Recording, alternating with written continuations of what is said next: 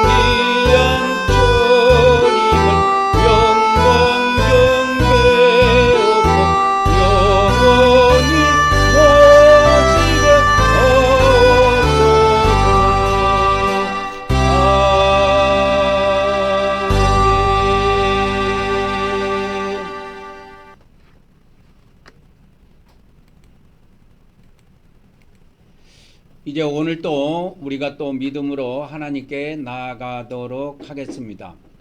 하나님께서 3500년 전에 모세를 통해서 주신 성막의 모형도입니다. 이 하나님께서 이 안에서 제사함을 받도록 그렇게 하나님께서 정하신 것입니다. 그래서 모든 제사는 이 울타리 안에서 이루어지도록 되어 있습니다.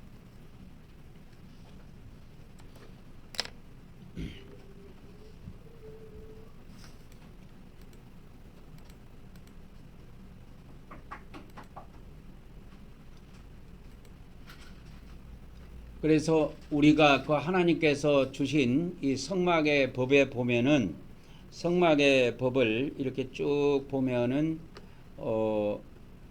여기가 이제 입구입니다.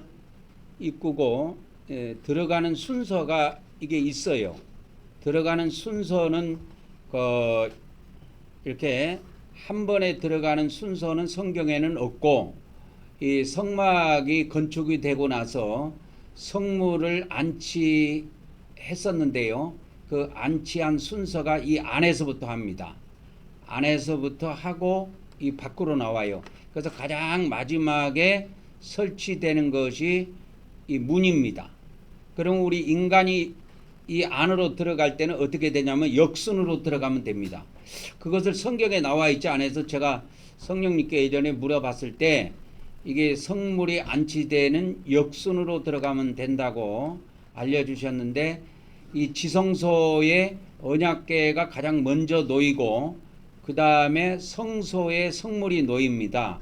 이 성물이 놓이는데 가장 먼저 놓이는 것이 떡상이에요. 두 번째가 등잔대입니다. 그 다음에 세 번째가 금향단이에요.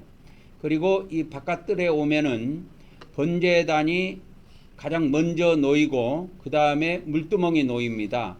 그리고 마지막에 울타리를 칩니다. 아까 보여드린 울타리 있죠. 울타리를 치고 가장 마지막에 문을 달아요. 문을 치는데 우리가 들어갈 때는 어떤 순서로 들어가냐면 문을 걸쳐서 첫 번째로 물두멍을 갑니다. 그 다음에 두 번째가 번제단이에요. 그리고 이쪽으로 성소로 들어갈 때는 역순이기 때문에 아까 그 놓였던 순서하고 거꾸로 가면 됩니다. 그래서 금향단을 가장 먼저 가고 두 번째는 등잔대, 세 번째는 떡상, 그 다음에 이제 휘장으로 들어갈 때는 구약의 경우는 대제사장이 1년에 한 번밖에 여기를 못 들어갑니다. 1년에 한 번밖에 못 들어가는데 신약에는 이 길이 열려 있어요. 완전히 이것이 열려 있습니다. 그래서 구약과 신약의 큰 차이라고 하면은 여기에 차이를 둘 수가 있습니다. 그래서 그러므로 형제들아, 우리가 예수의 피를 힘입어 성소에 들어갈 담력을 얻었나니 그 길은 우리를 위하여 휘장 가운데로 열어놓으신 새로운 길이요 휘장은 그의 육체니라. 그래가지고 이 예수님의 피를 우리가 힘입어서 이 성소에 들어갈 그런 길이 열린 겁니다. 그래서 우리를 위해서 새로운 길이 열려 있습니다. 신약에는. 그래서 가장 중요한 것이 이 예수님의 피예요. 그래서 하나님 앞에 나갈 때는 구약에도 마찬가지지만 신약에도 이렇게 하나님 앞에 나아갈 때는 구약에는 동물의 피를 힘입어서 나갔고 신약에는 예수님의 피를 힘입어서 하나님께 나아가는 겁니다. 그래서 이게 기본이에요. 기본입니다. 그래서 여기에 우리가 마음의 뿌림을 받아 이렇게 나와 있는데 뭐를 뿌림을 받느냐 하면 피뿌림이에요. 마음에다가 피뿌림을 받아 악한 양심으로부터 벗어나고 몸은 맑은 물로 씻음을 받았으니 참마음과 온전한 믿음으로 하나님께 나아가자. 그래서 신약에는 우리가 하나님께 직접 나가는 길이 열려 있습니다. 이게 구약에는 그렇게 되어 있지 않아요. 구약에는 이것이 열려 있지 않습니다. 그래서 여기에 보면 아까 성소라고 되어 있죠. 근데 이 성소가 지성소를 이야기합니다. 그래서 예수님의 피를 힘입어서 새롭고 살아있는 길, 이 길이 열려 있는데 이게 지성소로 가는 길입니다. 그래서 예수님께서 십자가에 돌아가실 때 지성소와 성소를 구분하고 있는 그 휘장을 하나님이 찢으셨지요. 그래서 예수님의 육체가 십자가에서 찢어졌을 때 하나님께서는 휘장도 찢으셔가지고 지금 신약에는 이 휘장이라고 하는 이 구분이 사실상 없다고 봐도 무방합니다. 그래서 우리가 제사장인데도 불구하고 이 대제사장만 들어가는 이 지성소까지 들어갈 수 있는 힘은 모든 것을 통틀어서 예수님의 피입니다. 그래서 히브리서 10장 19절에도 예수님의 피를 힘입어 이렇게 되어 있어요. 그래서 모든 예배는 그래서 피뿌림으로부터 시작합니다. 그래서 이 피는 어디다 뿌립니까 했을 때 물두멍에다 뿌리는 것도 아니에요. 반드시 피는 번제단에 뿌립니다. 그리고 또 한 군데 피를 뿌리는 데가 있는데 대제사장이 언약궤 위에다가 피를 뿌립니다. 이거는 대제사장이 할 일이에요. 제사장이 하는 일이 아니에요. 이 피는 신약에 예수님이 하늘에 올라가셔가지고 지성소에다 이미 피를 뿌렸어요. 그래서 우리가 뿌릴 필요가 없습니다. 그래서 우리는 신경 쓰지 말고 이 번제단에서 피를 뿌리고 들어가면 됩니다. 우리는 들어가면 돼요. 근데 전 세계 기독교 예배를 통틀어서 이 마귀한테 주도권을 뺏긴 것이 피 뿌리는 거예요. 이걸 통째로 뺏긴 겁니다. 여러분, 마귀라는 존재를 여러분 아셔야 돼요. 마귀가 여러분 그냥 우리는 마귀 뭐 사탄 그냥 대충 부르니까 그냥 대충 그냥 뭐 그냥 그런 존재인가 보다 하지만 보통 존재들이 아닙니다. 이 사탄이라는 세력들은 보통 존재가 아니에요. 그 지혜와 그 총기에 있어서는 인간을 월등하게 초월합니다. 그래서 인간이 생각하고 있고 인간이 가지고 있는 지혜를 초월하기 때문에 인간을 속여요. 인간을 속인다니까. 그래서 구약에 그렇게 하나님 앞에 동물의 피를 뿌려갖고 제사를 드렸는데 이게 신약에 오면서 예수님 피로 바뀌었단 말이야. 근데 예수님 피로 이렇게 바뀌었는데 그래서 예배라는 것은 쉽게 말하면 구약에는 동물의 피를 뿌리는 것이 예배였고 신약에는 예수님의 피를 뿌리는 것이 예배인데 이 예배의 중심이 기독교에서 통째로 빠져나가 버렸어요. 이걸 마귀한테 뺏겨버렸다니까. 그래서 제가 목숨 걸고 제가 죽는 그날까지 다른 거는 개종을 못해도 이거 하나는 확실히 내가 개혁을 해야 되겠다 하는 그 마음을 갖고 있어요. 피 뿌리는 거. 여러분이 일반 교회에서 예전에 예배했을 때 피 뿌리는 거 한 번도 안 해봤죠? 안 해봤을 거예요. 그게 전 세계 공통입니다. 뭐 자기 교회만 그런 것이 아니고 전 세계가 일반화되어 있어요. 피를 안 뿌려요.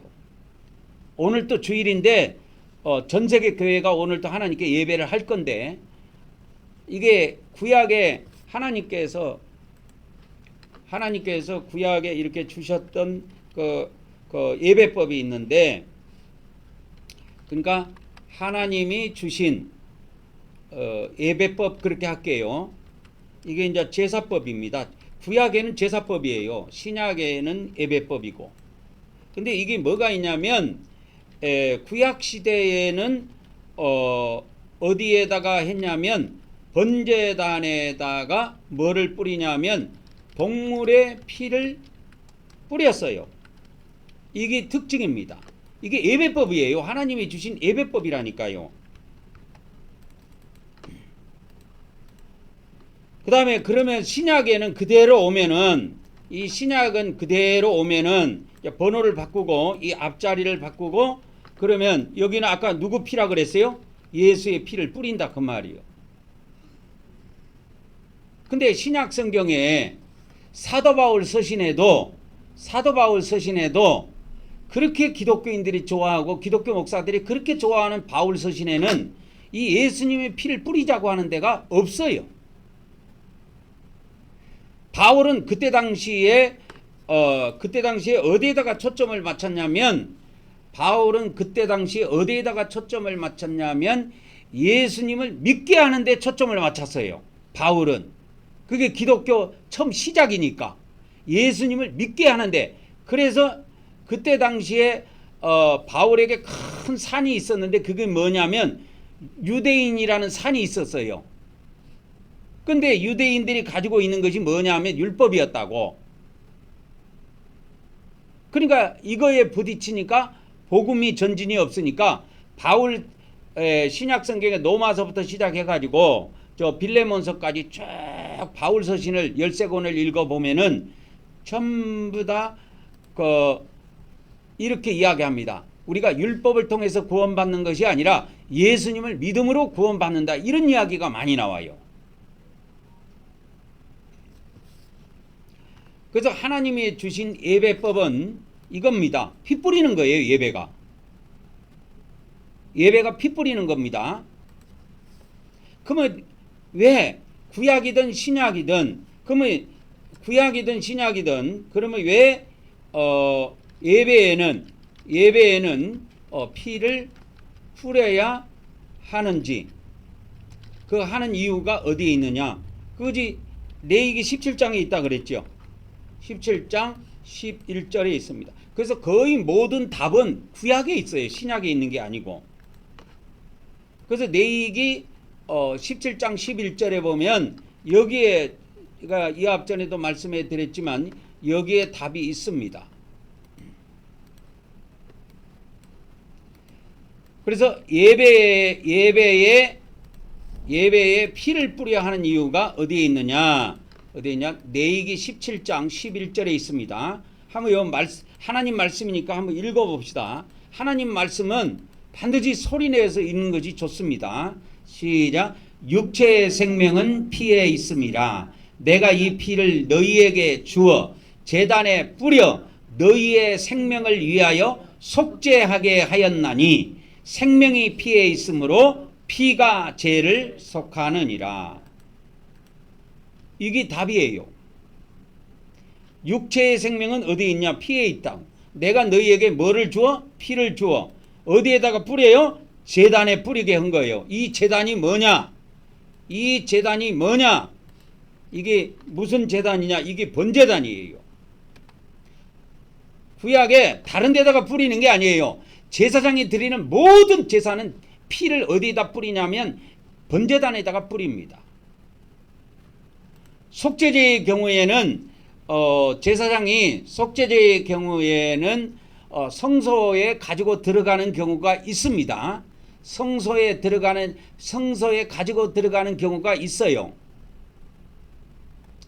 속죄제를 드릴 때. 근데 일반 번제를 드릴 때는 100% 다 이 번제단에다가 피를 뿌립니다. 그러면 왜 이게 번제단에다가 피를 뿌리느냐?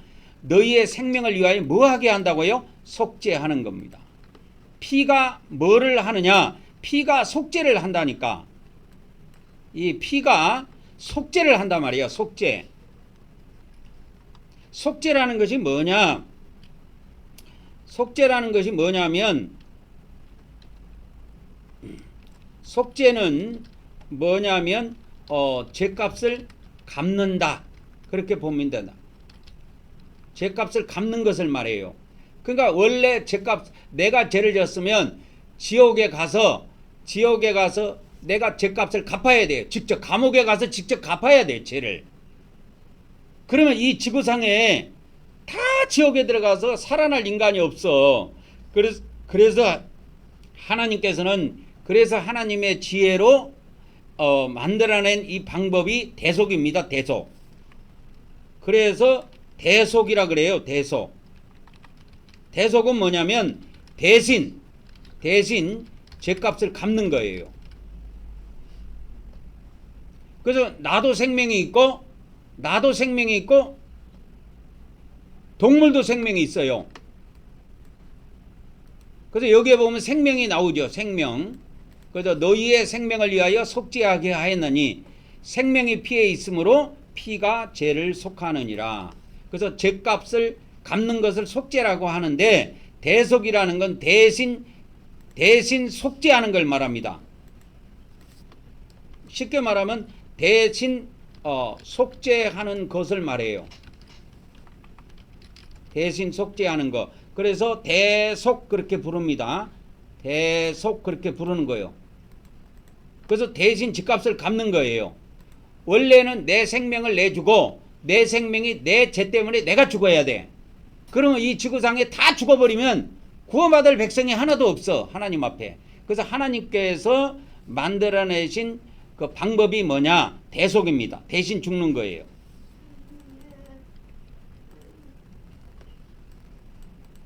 그래서 신약의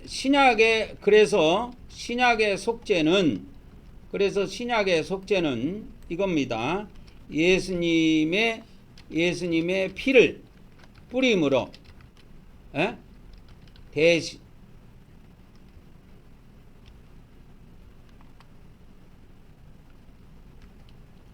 대신 죄값을 갚는 겁니다. 그래서 예수님의 피를 우리가 뿌렸다는 것은 뭐냐? 내가 대신 예수님이 죽으심으로 그 피를 갖다가 내가 뿌림으로 내 대신 예수님의 피로 죗값을 갚은 거예요. 원래는 내가 죽어서 내 피를 뿌려야 되는데 내 피를 뿌림으로 나는 죽어야 돼. 끝나는 거예요, 생명이.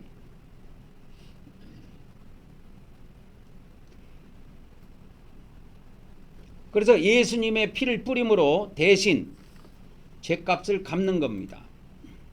그래서 이 예수님의 피가 이렇게 중요한 거예요. 근데 기독교가 모든 것은 다 잘해. 뭐 기도도 하고 말씀도 전하고 뭐 봉사도 하고 다 잘하는데 예수님의 피는 쏙 빠져버렸어. 마귀가 인간의 지혜를요 월등하게 초월합니다. 그렇기 때문에 너가 별짓 다 해봐라. 별짓 다 해봐라. 그건 다 내줘 마귀가. 그런데 예수님 피는 못쓰게 한 거야.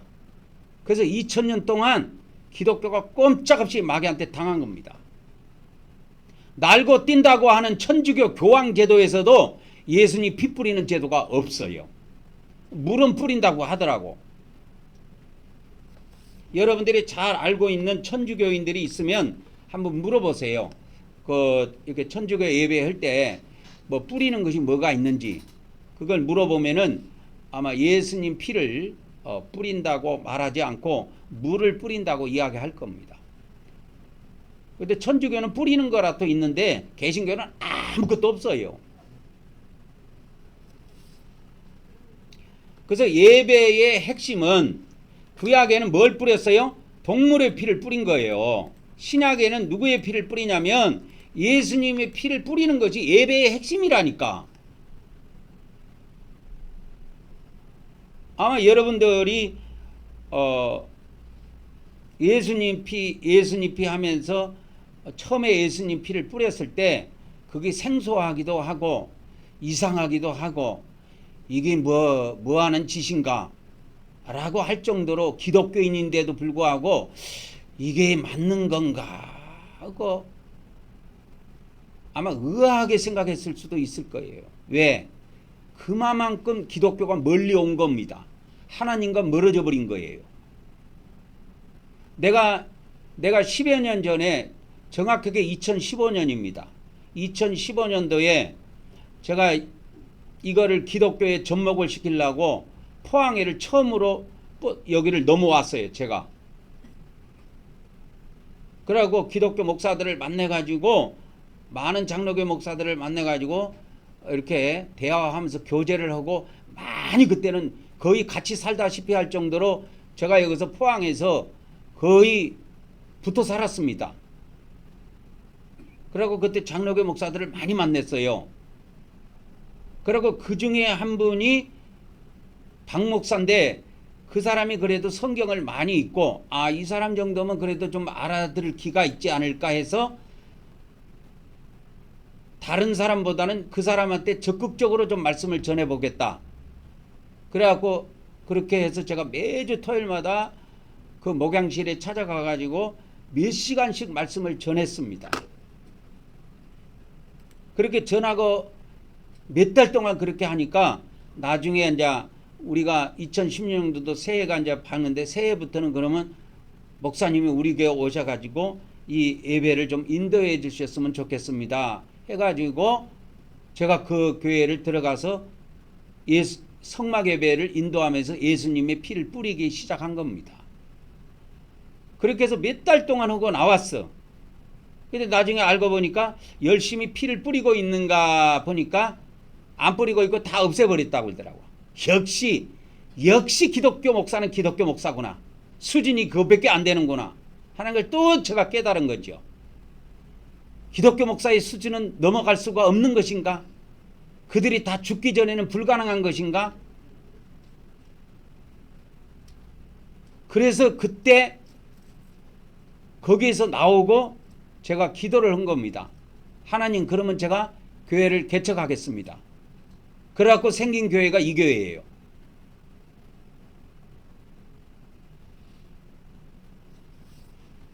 저는 이거를 처음에 내 교회를 적용한 것이 아니고 일반 기독교 목사들 지금 뭐 장로교 목사나 감리교 목사나 침례교 목사나 이 성결교회 목사나 이런 목사들이 사역하는데 가가지고 이 예배를 접목만 시켜주려고 그랬어요. 그래서 열심히 이 교회 저 교회 이렇게 막 돌아다니려고 그랬다고. 처음에 내가 포항에 이쪽으로 넘어왔을 때는.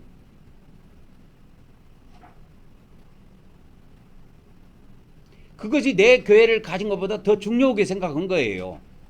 근데 막상 현실에 부딪혀가지고 이야기를 해보니까 씨알도 안 먹히는 목사도 있고, 그래도 박 목사님 같은 경우에는 말씀을 순수하게 잘 받았어요. 그래서 성경은 한 몇 독 정도 했습니까? 그러니까 100독은 넘어 했다고 그러더라고. 그러니까 내가 사람은 잘 선택했구나. 그러면 100독 정도 했으면 좀 알아들을 기가 있겠네 해서 말씀을 전한 겁니다. 그래서 그 다음에 1월 1일부터 시작해갖고는 그 교회 가가지고 정식으로 예배를 인도하고 피를 뿌리기 시작한 겁니다.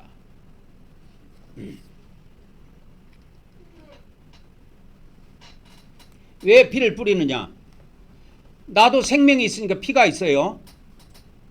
예수님도 이 땅에 육신으로 태어났으니까 피가 있습니다. 하늘나라에 있으면 피가 없어요. 그래서 이 땅에 오신 거예요. 그래서 예수님이 이 땅에 오신 것은 뭐 여러 가지 이유가 있지만 딱 하나를 꼽으시오 하면 피를 갖기 위한 겁니다. 피를 소유하기 위해서 이 땅에 오신 거예요. 왜 피를 소유합니까? 자기 생명을 내주고 대속하기 위해서인 거예요. 그래서 우리가 예수님의 피를 뿌릴 때 예수님의 피를 뿌림으로 내 생명을 돌려받는 거예요. 왜? 피가 뭐를 상징한다고 했어요? 피가 뭐를 의미한다고 했어요? 피는 생명이라. 피는 생명을 나타내는 거예요. 그래서 예수님의 피를 뿌렸다는 건 예수님의 생명으로 내 생명을 돌려받은 거예요. 내가 죽어서 지옥에 떨어질 것인데 그것을 내가 찾아오는 거예요.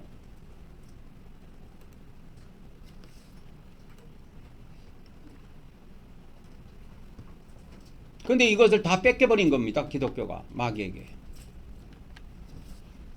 오늘도 그게 예배는 열심히 하지만 전 세계 교회에서 예배는 열심히 하겠지요. 그게 나름대로 하는 거지 하나님의 법을 따른 것이 아니라니까. 하나님이 구약에 제사는 이렇게 드리라고 만천하에다 공개했어요. 성경에. 그래서 예수님의 말씀을 허투루 듣지 말라 말이야. 그래서 여러분 성경을 볼 때 이렇게 보세요. 성경을 볼 때 성경을 볼 때 예수님 말씀 중심으로 봐라 이거예요. 성경을 볼 때. 그러니까 모든 성경을 해석할 때 열쇠는 예수님 말씀이야. 구약의 말씀도 예수님의 말씀으로 다시 재해석해야 돼. 구약을 문자 그대로 오면 다 이단 돼버려요. 그러면 지금도 향 피우자고 그러니까 향 피우고, 구약에 향 피웠으니까 지금 향을 피우고, 어린 양 잡아들여갖고 안식일날 피 뿌리라 그러니까 어린 양 2마리를 잡아갖고 피를 뿌리고 해보세요. 그거 그 양을 어디서 사올 거요? 그렇게 한다고 그래서 그게 되는 게 아니라니까 신약은. 그래서 예수님 말씀을, 성경은 구약이든 신약이든 모든 중심을 예수님 말씀을 통과해서 봐야 돼요. 그래서 사도 바울이 서신서에 13권이 있습니다. 로마서부터 시작해갖고 저 빌레몬서까지 해갖고 13권이 바울 서신이 있어요. 이것도 예수님의 말씀을 통과해갖고 해석해야 돼. 그것만 그대로 통으로 보면 망해요. 그러니까 기독교가 로마서 보고 구원론을 만들었는데 율법을 지킴으로 구원받는 게 아니라 예수님을 믿음으로 구원받는 것이다. 그 말씀에 환장해가지고 그것만이 성경 다인 줄 알고 성경을 그게 한눈으로만 보면 망합니다, 여러분.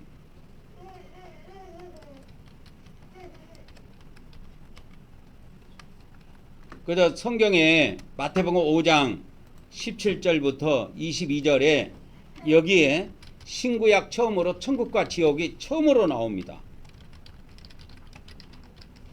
천국과 지옥이 처음으로 등장하는 성경 구절이 어디 있느냐? 마태복음 7장 17절에서 22절에 등장합니다. 여기에 천국 지옥이 처음으로 등장해요. 마태복음 7장. 그래서 기독교의 이 잘못된 구원론을 바로 잡으려면 어디서부터 출발하면 되느냐? 마태복음 5장 17절에서 22절.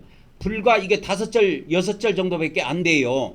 이 절술의 비밀을 통과하면 기독교의 말씀이 바로 서게 돼 있어요.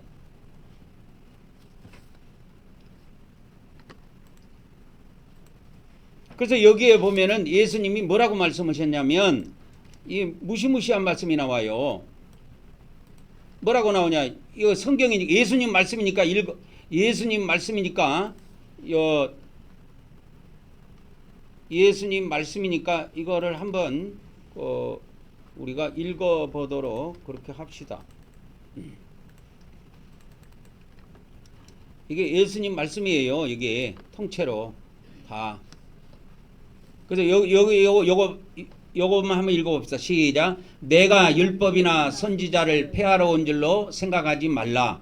폐하러 온 것이 아니요 완전하게 하려 함이라.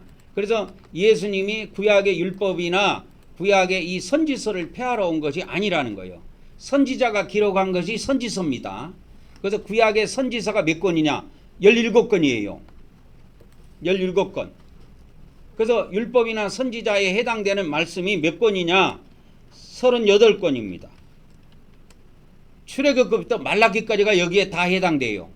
창세기는 율법에 해당되는 말씀이 아니에요. 창세기는 율법에 해당되는 말씀이 아닙니다.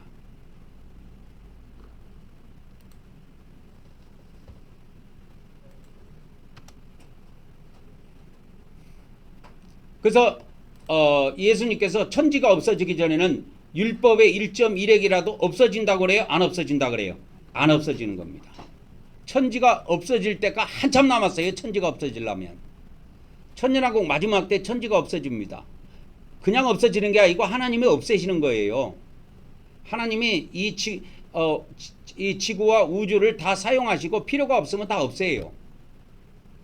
그때까지 하나님이 주신 구약에 있는 법이든 신약에 있는 법이든 하나도 안 없어진다 그 말입니다. 그러니까 이걸 말씀하셨어요. 그럼 예수님이 지금 말씀하신 핵심은 뭐냐? 율법입니다. 율법을 말씀하시면서 뭘 말씀하셨느냐? 여기를 보셔야 돼요. 이걸 잘 보셔야 돼요. 율법에 초점을 맞추면서 예수님이 말씀하신 게 천국이에요. 그 다음에 나오는 말씀이 지옥입니다. 그래서 이거를 한눈에 볼 수 있도록 해야 돼요. 마태복음 7장, 마태복음 5장 17절부터 22절을 한눈에 볼 수 있도록 해야 돼요. 이거 잘라서 보면 안 됩니다. 이게 잘라서 보면 이게 안 보여요. 근데 통으로 봐야 돼요. 이게 쭉 연결되어 있는 말씀이야. 그래서 예수님이 율법을 이야기하면서 뭘 이야기해요? 천국을 이야기하고 뭘 이야기했어요? 지옥까지 이야기하고 마친 겁니다. 이게 무슨 말이냐? 천국 지옥, 예수님을 믿는 사람이 천국 지옥에 나뉘는 것이 믿었는가 안 믿었는가에 의해서 결판나는 것이 아니고 율법을 지켰는가 안 지켰는가에 의해서 결판난다는 이야기예요. 근데 기독교에서는 이렇게 해석한 사람이 내가 볼 때는 없는 것 같아. 이 개신교에서는. 그래서 이런 거를 예전에 이 기독교 목사들이 설교하는 거를 제가 예전에 들어보기도 하고 뭐 저도 기독교 안에서 성장을 했기 때문에 그때 예전에 목사님들이 설교한 거 들어보면 우리가 이거 율법을 지켜서 구원받은 거 아닙니다. 예수님 믿음으로 구원받습니다. 이렇게 바꿔버려요. 말을 이 예수님 말씀하고 정반대로 뒤집어 버리더라고 항상. 근데 예수님은 여기에서 말씀하신 것이 있어요. 여러분 여기서 중요한 사항이 있습니다. 천국과 지옥을 이야기하시면서 여기에서 말씀하시는 것이 뭐냐면 예수님이 지금 뭘 말씀하셨냐면 예수님의 말씀입니다. 예수님의 말씀에 천국 지옥을 말씀하시면서 나를 믿어야 천국에 들어가느니라 라는 말씀이 여기에 지금 나옵니까? 마태복음 5장에 안 나와요. 이런 이야기는 요한복음에 나옵니다. 요한복음에.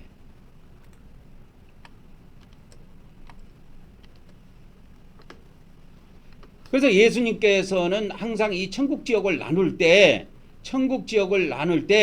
여기서 너희라는 것을 꼭 아셔야 돼요. 이 너희가 뭐냐면 믿는 자들이에요. 제자들을 말하는데 믿는 자들을 이야기합니다. 믿는 자들. 그래서 이 너희라는 것이 이걸 놓치면 안 돼요. 놓치면 안 됩니다. 이 본문 말씀에 중요하게 등장한 것이 너희예요. 너희가 계속 반복해서 나옵니다. 이 17절에서 22절까지만 해도 진실로 너희에게 이르노니, 다른 사람에게 말씀하신 것이 아니요. 예수님이 제자들을 딱 놓고 앞에서 지금 말씀하시는 거야. 마태복음 5장, 6장, 7장은 산상수훈이라 그러는데 이 산상수훈은 제자들을 앞에다 놓고 말씀하신 거예요. 산 위에서 말씀하시는 거예요. 그래서 이 말씀이 누구에게 한 말씀이냐? 불신자들에게 하신 말씀이 아니고 이미 예수님을 믿고 따르고 있는 자들에게 하신 말씀이야. 그러니까 기독교식으로 이야기한다면 이미 예수님을 믿고 영혼 구원을 받은 사람들이야. 이걸 아셔야 됩니다. 그래서 예수님은 지금 말씀을 누구한테 했으냐? 이미 예수님을 믿고 따르는 자에게 하신 말씀이다, 그 말이야. 이 말씀은. 근데 이들에게 무엇을 주셨느냐? 이들에게 율법을 강조하신다, 이 말이야. 그래서 율법을 어느 정도 강조하시냐? 이렇게 말씀하십니다. 이렇게 이야기해요. 19절에 보면 이게 나오는데 19절에 보면 나옵니다. 율법 18절에 보면 율법의 1.1획도 없어지지 않는다. 누구든지 이 계명들 중에 지극히 작은 것 하나라도, 이렇게 나와요.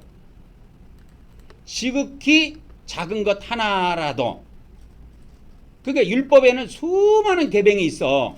그래서 구약에 613가지가 있다고 합니다. 이 율법의 계명이 유대인들이 정리를 해놨는데 613가지로 정리를 해놨어요. 이게 뭐 유대인들이 계산을 해놨으니까 이게 정확할 거예요. 근데 613가지가 있다고 하는데 이 계명들 중에는 작은 것도 있고 큰 것도 있어. 그 큰 것 중에서도 지극히 큰 것이 있고 작은 것 중에서도 지극히 작은 계명이 있어요. 여기에 보면 예수님이 뭘 이야기하냐면 이 613가지 계명 중에서 지극히 작은 걸 이야기합니다. 이렇게 작은 것 하나라도 버리는 놈들, 그리고 그렇게 가르친 놈들 천국에 못 들어간다는 이야기를 하세요. 천국에서 지극히 작다 일컬음을 받으리라, 이렇게 말씀합니다. 여기 나오죠? 지극히 작다 일컬음을 받으리라. 그래서 우리 예수님 믿는 사람들은 여기다 초점을 맞춰야 돼요. 불신자식으로 내가 예수님을 믿고 있으니까 천국 들어가겠지, 이렇게 초점을 맞추면 망해요.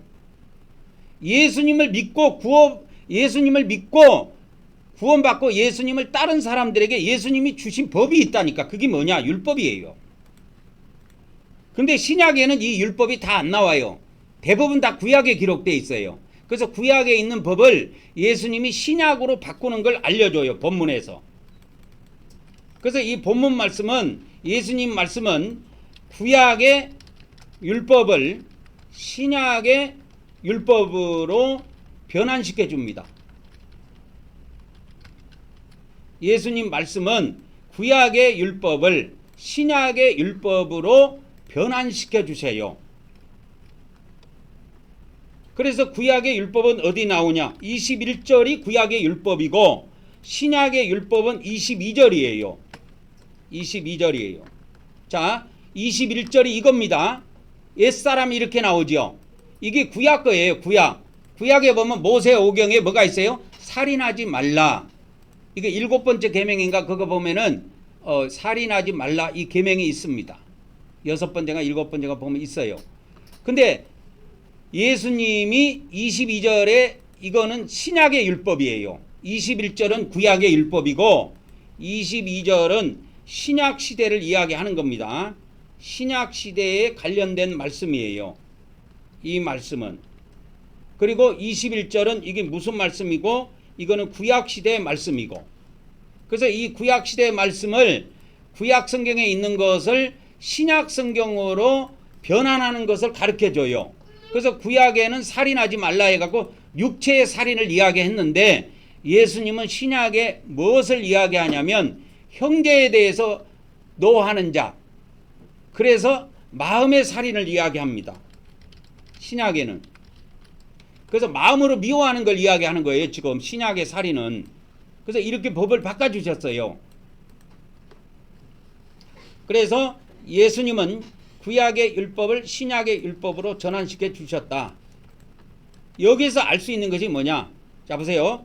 구약의 모든 율법은 폐해 없어진 것이 아니라, 구약의 모든 율법은 없어진 것이 아니라 단 하나도 없어진 것이 없다. 이렇게 알면 돼요. 구약의 모든 율법은 없어진 것이 아니라 단 하나도 없어진 것이 없다 이 말이요. 모두 살아있다 이 말이요. 이것이 무슨 말이냐? 율법의 1.1획도 없어지지 않는다 이 말이요.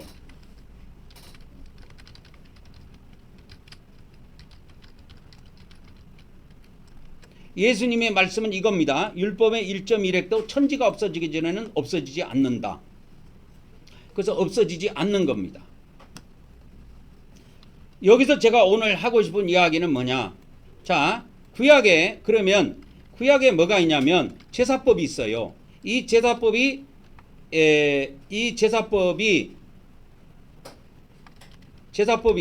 신약에는 뭘로 바뀌었냐면 예배법으로 변환됐습니다. 변환이 된 것뿐이에요. 없어진 것이 아니라니까. 아까 예수님이 마태복음 5장 21절의 말씀을 22절로 바꿔줬죠.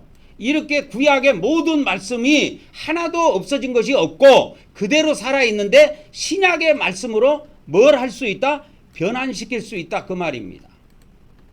바꿀 수 있다라는 거예요. 그래서 구약의 예배법이 신약에 뭐로 바뀌었다? 예배법으로 바뀌었다 그 말입니다. 그래서 여기서 제가 이야기하는 것은 뭐냐? 구약의 제사에는 뭘 뿌렸어요? 동물의 피를 뿌렸습니다. 뿌렸는데 이것이 없어진 것이 아니고 신약에는 예배니까 신약의 예배에는 무슨 피를 뿌린다? 예수님의 피를 뿌리는 걸로 바뀌었다 그 말입니다.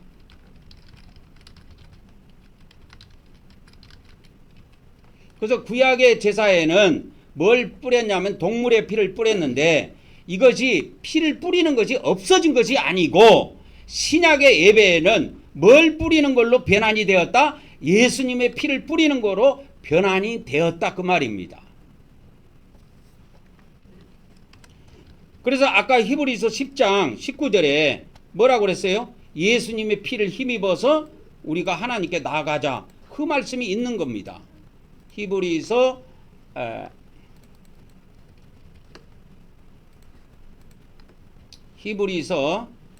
여기에 나오죠.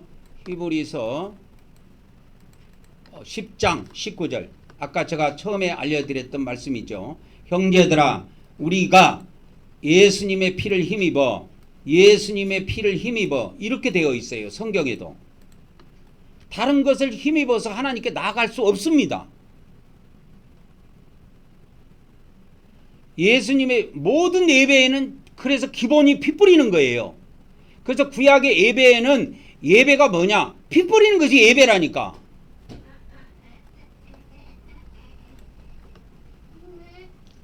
그래서 형제들아 우리가 예수님의 피를 힘입어 새롭고 살아있는 길로 지성도에 들어갈 담력을 얻었다.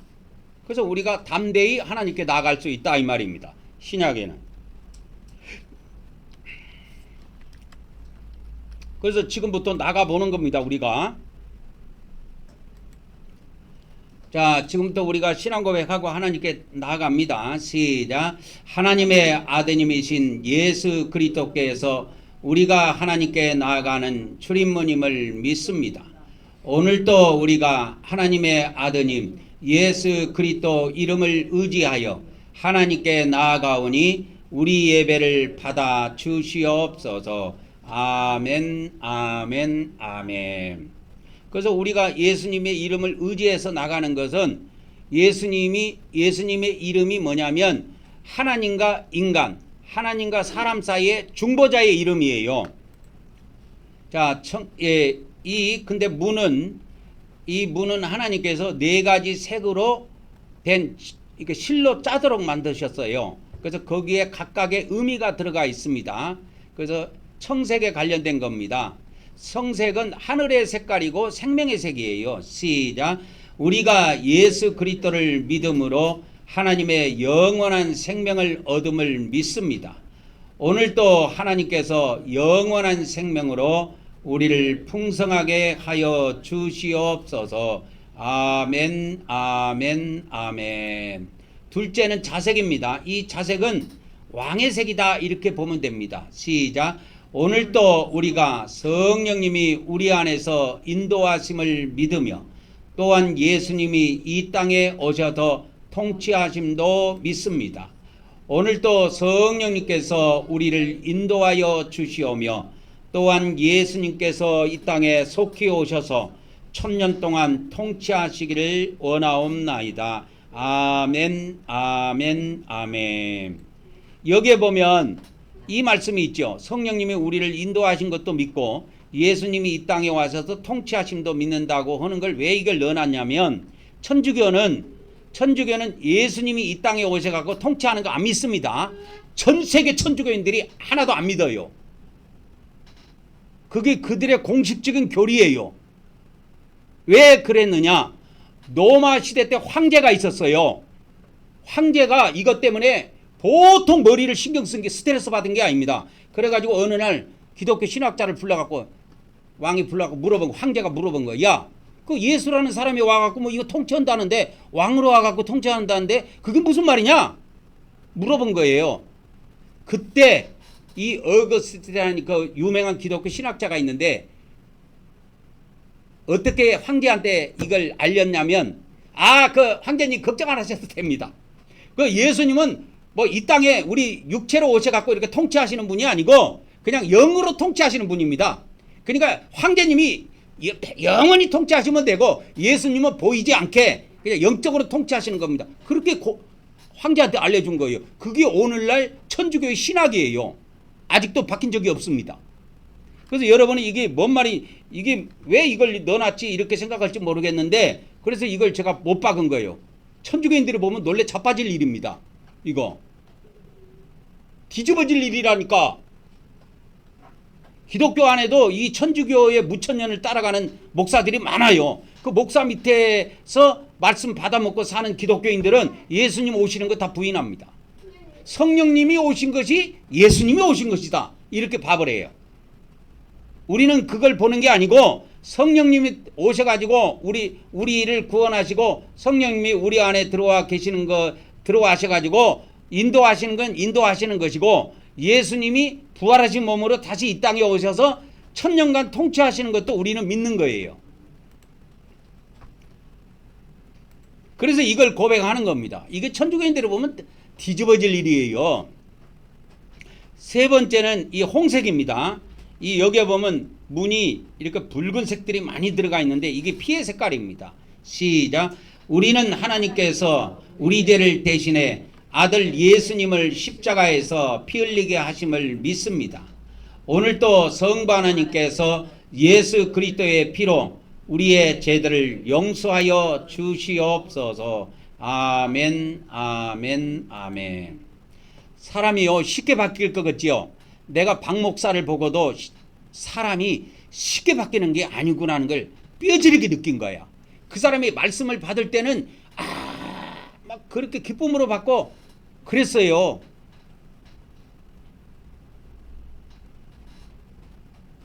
그런데 이것을 자기가 성경을 읽고 깨닫든지 또 성령님의 또 가르치심을 통해서 깨달은 것 같으면 모르는데 이 기독량으로 들은 거야. 기독량으로 들은 거는 쉽게 날아갑니다, 여러분. 이 문에는 또 하얀색도 이렇게 있어요. 보이죠? 이렇게 하얀색이. 이 하얀색이 뭐냐면 성경에는 가는 배실이라고 되어 있어요. 가는 배실. 구약 성경에 보면 배실이라고 이렇게 나옵니다. 배실 해갖고 이거 쳐보면 나올 거예요. 이렇게 배실 했는데 배실 앞에는 항상 가는 배실 이렇게 돼 있어요. 그래서 배실 이게 많이 나오는데 이게 구약 성경에 이게 이렇게 나옵니다. 이렇게. 이게 뭐냐면 하얀 천, 이게 가는 배실로 하는 것이 하얀 천이에요. 하얀 천은 다 가는 배실로 이게 짠 겁니다. 이게. 그래서 이게 문에도 좀 들어가 있어요. 그래서 이 하얀색은 뭐냐? 깨끗한 색깔, 정결한 색깔, 거룩한 색깔. 그렇게 그냥 보시면 돼요. 시작. 우리는 성삼위 하나님께서 거룩하시고 의로운 분이심을 믿습니다. 오늘도 우리가 하나님의 거룩함을 통하여 거룩하게 되기를 원하옵나이다. 아멘, 아멘, 아멘. 그러니까 아까 제가 1시간 동안 우리가 이거 지금 성막에 이게 문에 들어가기 전에 1시간 동안 이거 설명해 준 거 있죠. 이게 핵심이 뭐냐면 예배는 뭐다? 피 뿌리는 거다. 그 이야기요. 이해하셨습니까? 그래서 예배에 피를 안 뿌리는 건 헛방이다. 그 말입니다. 다시 제가 정리해 드립니다. 자, 총정리입니다. 예배의 핵심은 뭐다? 피 뿌리는 것이다 이거예요.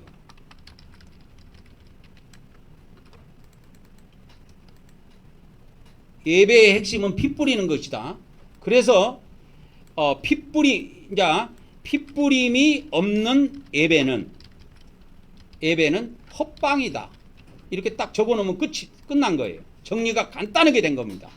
그래서 핵심도 정리해줘야 알더라고. 사람들은 하도 설명했는데 제가 뭔지 이해하시겠어요? 그러면 잘 모르겠는데요. 이러면 그거 안 되잖아요. 예배의 핵심 뭐다? 피 뿌리는 거다. 그래서 피 뿌림이 없는 예배는 뭐다? 헛방이다. 그 이야기입니다. 그래서 현재 기독교 예배는 헛방이다. 그 이야기입니다.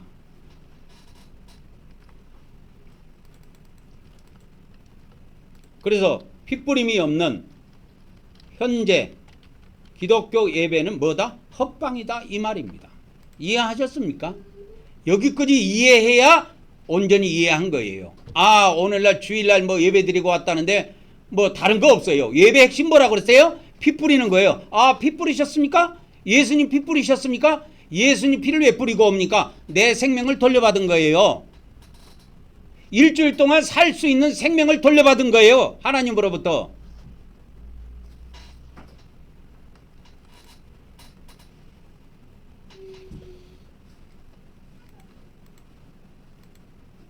그래서 이제 우리가 문을 열고 들어갔습니다. 그래서 들어가는 순서가 여렇다 그랬죠? 번제단이 앞에 놓여 있기는 있지만 먼저 물두멍으로 나가서 손발을 씻는다 그 말이요. 그래서 그 구약의 제사장들이 제사를 드릴 때 항상 손발을 씻어요. 손발을 씻습니다. 이 제사장 문제가 나왔으니까 좀 이야기를 해드려야 되겠네. 이게 꼭 이야기해 드려야 되겠네. 아니 근데 우리가 제사장도 아닌데 왜 제사를 드립니까? 이렇게 문의할 사람이 있다고. 또 제사는 여러분, 제사는 제사장만 드립니다. 제사는 여러분 이해하셨습니까? 구약의 제사는 제사장만 드려요. 즉 다시 말하면 무슨 말이냐? 구약 시대에는 모든 제사를 제사장이 드렸다 그 말입니다. 그러면 신약 시대에 모든 예배도 제사장이 드린다 이 말이에요. 그럼 나는 제사장이 아닌데요? 이럴 수가 있어요. 그래서 그거에 대해서 설명해 드리도록 하겠습니다. 신약 성경 어디에도 목사만 제사장이고 일반 백성은 제사장이 아니다는 데가 없어요. 한 군데도. 분명히 아셔야 됩니다. 그래서 그거를 제가 다른 데서 안 찾아드리고 계시록에서 찾아드릴게요. 요한 계시록에 가보면 이 제사장이 나와요. 자 보세요. 계시록 1장 6절입니다. 자 성경 다른 데도 있지만 계시록에 있는 말씀을 찾아드릴게요. 계시록 1장 6절에 이것도 성경 말씀이니까 읽어봅시다. 시작. 그의 아버지 하나님을 위하여 우리를 나라와 제사장으로 삼은 그에게 영광과 능력이 세세대로 있기를 원하노라. 여기에 보면 우리를 제사장으로 삼았다고 나와요. 누구를? 목사를 제사장으로 삼았다는 말씀이 안 나오고 우리를 뭐로 삼았다? 제사장으로 삼았다 이거예요. 보십니까? 보입니까? 보이죠? 반드시 기억하셔야 됩니다. 그래서 신약의 모든 하나님을 믿는 사람들은 제사장이에요. 하나님의 제사장이라니까. 그래서 우리가 누구냐? 전체 다야. 우리 믿는 사람 전체 다야. 그래서 제사를 드려야 된다니까. 그래서 제사를 드려야 되는 거예요. 또 알려드리겠습니다. 자, 계시록 5장 10절에도 있습니다. 계시록 5장 10절에도 그들로 우리 하나님 앞에서 우리 하나님 앞에서 나라와 제사장으로 삼으셨으니, 여기도 제사장이 나오죠. 여기도 제사장이 나옵니다. 제사장으로 삼은 것이 나와요. 나오죠. 제사장으로 삼은 것이 나옵니다.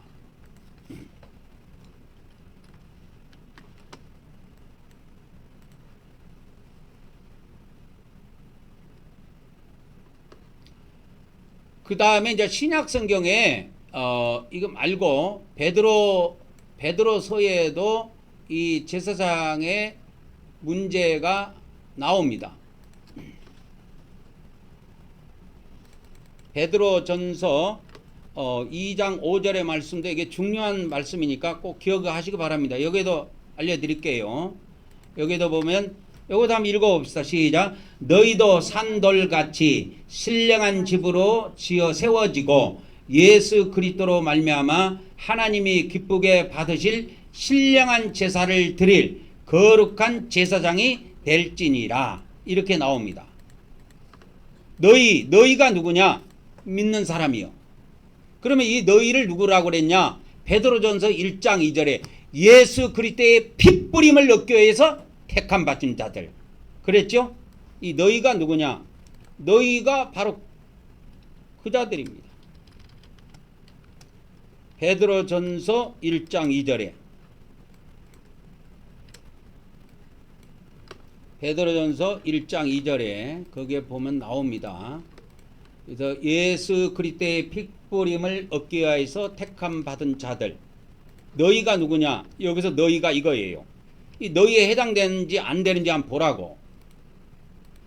예수 그리스도의 피뿌림입니다. 피뿌림을 얻기 위하여 택함 받은 자들. 그 자가 누구냐? 너희에 해당이 돼. 근데 너희가 뭐가 될지니라 그랬어요? 신령한 제사를 드릴 거룩한 제사장이 될지니라. 그래서 신약에는 뭐 목사님은 제사장이고 백성은 백성이다 이런 말이 없어요. 성경에. 신약 성경에는 다 제사장이에요. 근데 천주교는 이걸 구분합니다. 천주교는 그래서 그 사제라 그래요. 보통 신부님 그러죠. 그 신부님을 사제라고 부릅니다. 사제가 뭔 뜻이냐면 제사장이라는 뜻이에요. 그래서 천주교의 사제라는 말이 있는데 이 사제의 뜻이 뭐냐면 제사장이라는 뜻입니다. 영어로 프리스트예요. 프리스트.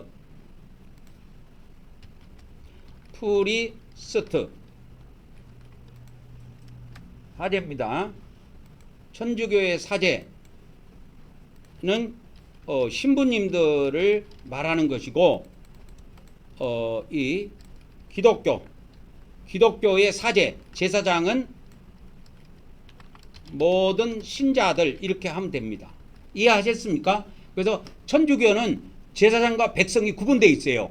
그래서 이거 먹을 때 천주교에서 이거 먹을 때 떡 먹을 때 있잖아요. 본인이 못 집어 먹어요. 신부님들이 입에다 넣어줘요. 그리고 그들은 죄를 고백할 때도 자기들이 죄를 누구한테 고백하냐? 신부님들한테 고백합니다. 그걸 고해성사라 그러죠. 고해성사하고 신부님이 내 죄를 사하노라 그러면 그 죄가 사해져요. 그렇게 알고 있어요. 직접 고백을 못합니다. 하나님께. 그게 제사장 제도예요. 천주교에는 이 구약 같은 제사장 제도가 철저하게 남아 있습니다. 근데 신약성경 어디에도 목사님은 제사장이고 백성은 백성이다. 이게 구분이 명확하게 나와 있는 데가 없어. 그래서 우리는 이렇게 보면 돼. 그냥 기독교의 제사장은 뭐냐? 기독교에서 말하는 제사장, 즉 프리스트는 뭐냐? 이거 프리스트는 영어를 말하는 겁니다. 그래서 기독교의 제사장은 뭐냐? 그냥 모든 신자들이다. 이렇게 보면 됩니다. 그래서 모든 신자는 하나님 앞에 제사를 드려야 될 의무가 있습니다. 반드시 드려야 돼요. 그래서 이렇게 구약에 제사장이 드리는 제사들을 제가 알려드렸죠. 알려드렸습니다. 그게 어마어마하게 많습니다. 알려드렸는데 매일 아침 저녁으로 알려드렸죠. 매일 아침 저녁으로 드립니다. 번제단에 뭐하고? 번제단에다가 뭐하고? 피 뿌리고 그 다음에 번제를 드립니다. 그래서 신약에는 번제가 경배를 올리면 된다 그랬죠. 그래서 아침 저녁으로 이걸 꼭 하라 그 말이요. 내가 제사장이라고 믿는다면 그렇게 하라 그 말이요. 제사장이 아니고 그냥 나는 평민으로 살래요. 그냥 대충 살래요. 대충 살다가 지옥 들어가려면 그렇게 해도 돼요.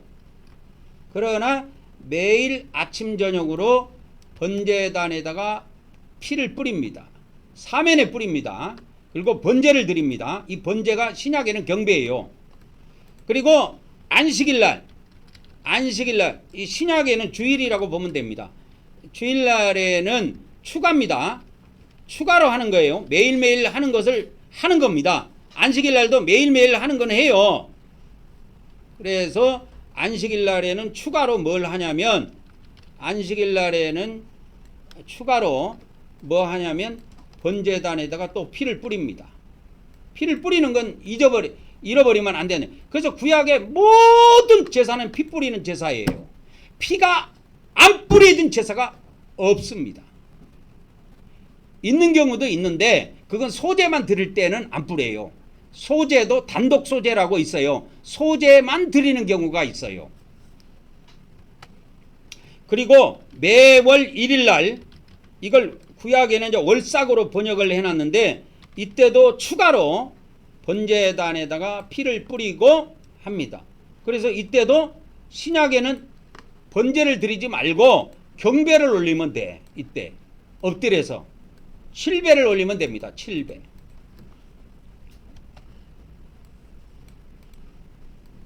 그리고 이제 그 다음에 매년 각 절기 때가 있어요. 이게 7대 절기라고 있는데 6월절은 빼면은 6대 절기가 있습니다. 6대 절기가 있는데 이때도 추가로 번제단에다가 제물을 잡아서 번제단에다가 피를 뿌리고 번제를 드립니다. 번제는 뭐냐면 통째로 태워드리는 거예요. 하나님께. 그게 신약에는 우리가 매일 예수님 피를 뿌리고 경배를 올리면 됩니다. 아침에 7번, 저녁에 7번 그렇게 하면 됩니다. 그렇게 하면 돼요. 그래서 원래는 7대 절기인데 왜 6대 절기입니까? 하면은 6대 절기라고 하는 것이 왜 있냐면 6월절 있죠.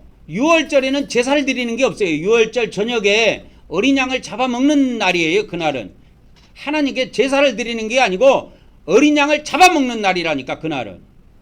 그래서 먹는 날이지 그 제물을 하나님께 드리는 날이 아니야. 그래서 절기는 7개 절기인데 한 절기가 빠져요. 그래서 6대 절기라고 하는 겁니다. 이 6대 절기에는 반드시 피를 뿌립니다. 그래서 이렇게 돼서 이것을 매일매일 제사장들이 진행을 하고 안식일 날은 추가로 합니다. 이렇게 추가로 이렇게 합니다.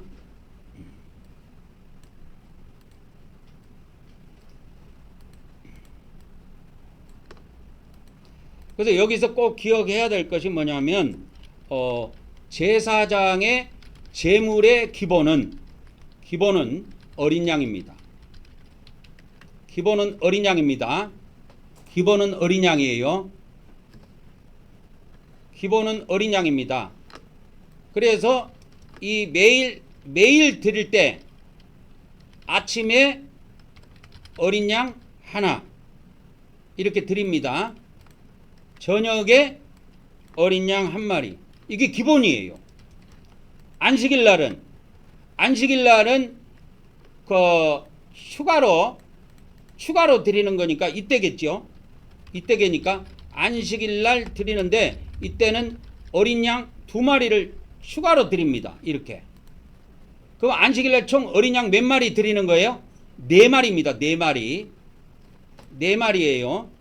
그 다음에 월삭부터는 엄청나게 달라져요. 월삭에는 어린 양, 이게 이제 안식일이 아니고 월삭이죠. 매월 1일 날. 이때는 어린 양 7마리 드립니다. 그 다음에 절기 때도, 각 절기 때도 매일 아침 저녁에 상번제 드리고, 이 절기 때에도 어린 양 기본으로 7마리 드립니다. 근데 외가 있습니다. 초막절에는 어린 양 14마리를 드려요. 그래서 이 초막절에는 재물이 2배로 늘어납니다. 그래서 이 구약의 모든 절기를 보면은 하나님께서 이 마지막 절기 초막절을 엄청나게 중요시 여긴 것 같아요. 이 초막절이 엄청나게 중요시 여긴 것 같아. 근데 신약의 초막절은 어떻게 이루어지냐면 보호처로 이루어집니다. 보호처가 건설이 돼갖고 거기 들어가는 것이 초막절이에요. 신약의 초막절은 그겁니다. 그래서 보호처에 들어가 보면 이 어린 양의 피를 2배로 뿌립니다. 여기서는 우리가 평상시에 뿌리는 것보다 평상시에는 우리가 어린 양 아침에 1마리, 저녁에 1마리 이렇게 뿌리는데 초막절에는 14마리로 뿌리니까 이때는 14배로 피를 뿌리는 거예요. 그렇게 보면 됩니다.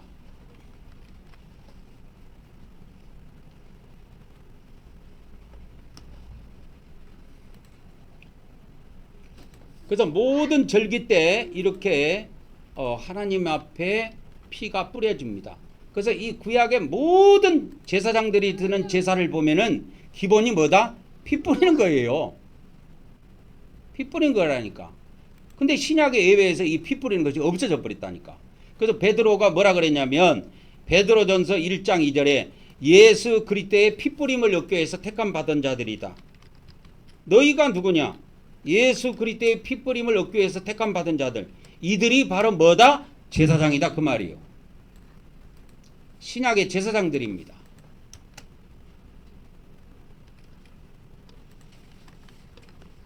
그래서 넘어가도록 하겠습니다. 지금 물두멍으로 들어가도록 하겠습니다. 자, 들어갑니다. 우리가 이제 물두멍에 들어가고 번제단에 들어가고 또 성소에 들어가서 향단에 먼저 들어가고 이게 박 목사가 이게 번호를 붙여놨는데 4번, 5번, 6번 이렇게 붙여놨는데 4번, 5번, 6번 이 번호가 이 순서가 엉망이에요. 이거를 그때 점검을 제가 안 하고 그냥 임의대로 이렇게 그분이 붙여놨는데 이게 다 틀립니다. 이거 다 틀려요. 그래서 우리가 성소에 들어갈 때는 이게 넘버원입니다. 그래서 1번으로 들어가고 2번, 세 번째, 그리고 휘장 안으로 가서 언약궤에 도달하는 것입니다. 그래서 회막에 들어가기 전에는 반드시 이렇게 물로 씻고 들어가야 합니다. 하나님께. 그래서 오늘 또 우리가 하나님 앞에 손발을 씻는 시간을 갖도록 하겠습니다. 그것이 하나님 앞에 회개입니다. 시작. 내가 아버지 하나님 뜻대로 살지 못한 죄를 고백하며 회개합니다. 내가 형제를 사랑하지 못한 죄를 고백하고 회개합니다. 내가 죄와 마귀를 대적하지 못한 죄를 고백하고 회개합니다. 내가 육적으로 산 죄를 고백하며 회개합니다. 내가 입술로 지은 죄를 고백하며 회개합니다. 오늘 이 시간에도 우리가 다 같이 하나님 앞에 회개하는 시간을 갖도록 하겠습니다. 할렐루야. 아버지 하나님, 오늘 이 시간에도 우리가 오늘은 우리의 모든 죄악들을 하나님 앞에 사함받기를 원합니다.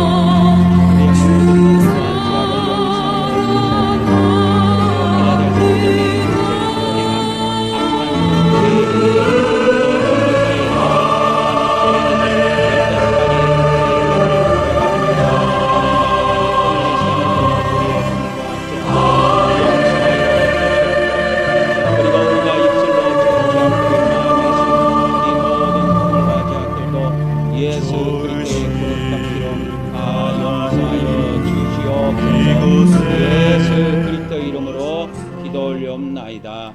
아멘, 아멘, 아멘. 이제 우리가 이제 물두멍을 지나서 영적 번제단으로 가도록 하겠습니다. 이것이 구약의 제사장들의 제사 패턴이에요. 그래서 아까도 제가 신약의 제사장에 대해서 알려드렸지요. 신약의 제사장은 이렇게 천주교에서는 사제 제사장과 백성을 완전히 구분해 놨습니다. 완전히 구분해 놨지만 성경 어디에도 백성과 제사장을 이렇게 명확하게 구분해 놓은 데는 없어요. 그래서 아까 제가 보여드렸지만은 신약에는 이와 같이 베드로 전서에도 그렇고 요한계시록에도 그렇고 그냥 우리 또는 너희 이를 통칭해서 그냥 제사장이라고 부릅니다. 그렇게 돼 있어요. 그래서 이 구약의 제사장의 제물은 기본이 어린 양으로 출발합니다. 어린 양으로 출발하고 안식일이 되면 어린 양이 2배로 늘어나요. 그래서 평소에는 아침 저녁 한 마리씩 갖고 2마리를 드리는데 안식일 날에는 2마리를 추가해 갖고 4마리를 드립니다. 그리고 월삭이 되면 이게 7마리로 늘어나요. 월삭이 되면 어린 양이. 그러니까 월삭부터는 이거 어린 양만 드리는 게 아니고 그 숫송아지라고 하고 숫송아지가 있습니다. 숫송아지하고 수양이 추가로 드려져요. 이건 추가로 들어가는 거예요. 다 절기하고 이게 다 들어갑니다. 안식일에는 안 들어가요. 안식일에는 안 들어가고 월삭부터는 이게 들어갑니다. 이게 어린 양 7마리 기본으로 들어가는 절기 있죠. 거기에는 다 들어가요. 이게 다 들어갑니다.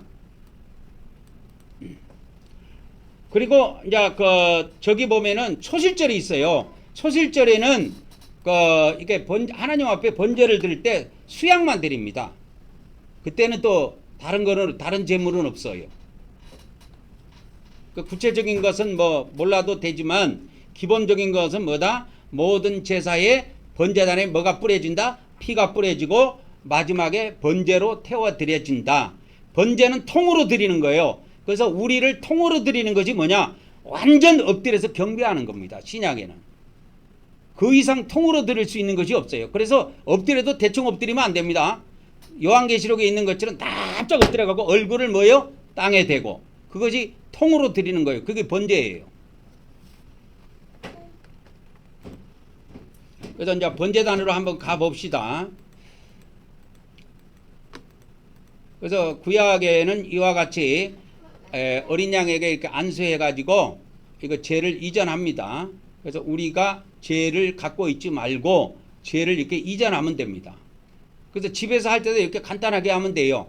오늘도 어린 양 되시는 예수님께 우리 가족의 모든 허물과 죄를 넘겨드립니다. 이 시간에 예수 그리스도의 거룩한 피로 우리의 모든 허물과 죄를 용서하여 주시옵소서. 여기까지 들어가야 돼요. 그리고 피를 뿌리면 됩니다. 그리고 엎드려서 경배하면 번제는 끝나요. 그 번제가 끝나면 제사장 일이 끝나느냐? 아니에요. 성소에 들어가고 분향하는 것이 있어요. 향을 피우는 것이 있어요. 그게 신약에는 기도입니다. 그래서 매일 드리는 거에서는 경배가 끝나고 나면 뭘 하냐면 기도를 올리면 됩니다. 다 같이 시작. 오늘도 우리가 속죄제물 대신 예수님께 우리 죄를 이전함으로 우리 죄가 옮겨짐을 믿습니다. 오늘도 하나님께서 하늘에 있는 우리의 행위책에서 우리의 죄들을 제거하여 주시옵소서. 아멘, 아멘, 아멘. 그래서 이 행위책에 죄가 하나도 없는 사람은 그냥 무조건 100% 천국 판결입니다. 얼마나 기쁘겠어요. 자, 2번째입니다. 재물은 반드시 죽여야 됩니다. 살아있지 못해요. 죄를 지은 사람은 반드시 이렇게 죽어야 돼요. 원래 죽여야 됩니다. 그래서 이 구약에 하나님께서 이렇게 보면은 돌로 쳐 죽이는 죄, 뭐 백성 중에서 끊어지는 죄, 이런 죄들이 있는데 이게 다 이게 사망입니다. 그 사망에서 이렇게 구원받을 수 있는 이러한 비밀들이 일부 담겨 있는 것이 이 성막의 제사예요. 그래서 이 제물은 반드시 죽어야 됩니다. 그래서 신약에는 하나님께서 제물을 한 번에 잡으셨다. 추가적으로 계속 잡을 필요 없고 피만 갖다가 뿌리면 된다는 거예요. 신약은. 그래서 좋은 겁니다. 신약은. 피 뿌리는 게 없어진 게 아니에요. 재물을 잡아 죽이는 게 없어진 거예요. 그러니까 한 번에 처리가 됐기 때문에. 시작. 우리는 예수님께서 우리 대신 우리 죄를 위해 십자가에서 피 흘리시고 죽으심을 믿습니다. 오늘도 우리가 예수님의 대속의 은혜를 받게 하심을 하나님께 감사드립니다. 아멘, 아멘, 아멘. 오늘도 이어서 성찬을 거행하도록 하겠습니다. 잠시 기도하도록 하겠습니다. 할렐루야. 성부 하나님, 성자 하나님, 성령 하나님, 오늘 이 시간에도 우리 성삼위 하나님께서 이 떡을 성결케 하시고 거룩하게 하여 주셔서 우리가 육신의 떡이 아닌 우리가 예수 그리스도의 거룩한 살로 먹을 수 있도록 복을 베풀어 주시옵소서. 이 시간에도 인자의 살을 먹는 자마다 모두 영생하게 하시고 또 하나님의 거룩한 영으로 우리에게 능력을 베풀어 주셔서 거룩한 삶을 살 수 있도록 복을 베풀어 주시옵소서. 예수 그리스도 이름으로 기도 올려옵나이다. 아멘, 아멘, 아멘. 그 다음에 영적 번제단의 세 번째 단계입니다. 세 번째 단계요. 시작. 오늘 또 우리가 예수님의 핏뿌림을 통해 죄를 사함받음을 믿습니다. 오늘 또 우리가 예수님의 피를 뿌림으로 죄 사함받게 하신 하나님께 감사를 드립니다. 아멘, 아멘, 아멘. 여기 보면 이게 나오죠. 예수님의 핏뿌림을 통해 죄를 사함받는다고. 이거 엄청 중요한 거예요. 근데 우리 개신교는 구원론이 어떻게 생겼냐면 예수님 처음 믿을 때 한 방에 이게 해결됐다고 봐. 한 방에. 아니에요. 한 방에 해결된 건 성경에 없어요. 한 방에 해결된 게 있기는 있어. 신약에. 뭐가 있냐면 재물을 한 방에 다 잡았어. 한 방에. 그거밖에 없어. 그러니까 재물을 한 방에 잡은 거고 피를 뿌리는 것은 한 방에 끝난 것이 없습니다. 그건 매일매일 뿌리게 돼 있어요. 그걸 받겠다고 하는 성경은 신구약 어디에도 없습니다. 있으면 가져와 보세요. 그래서 히브리서에 있는 이런 말씀 가지고 오해를 하는데 히브리서 10장 10절에 가면 이런 말씀이 있어요.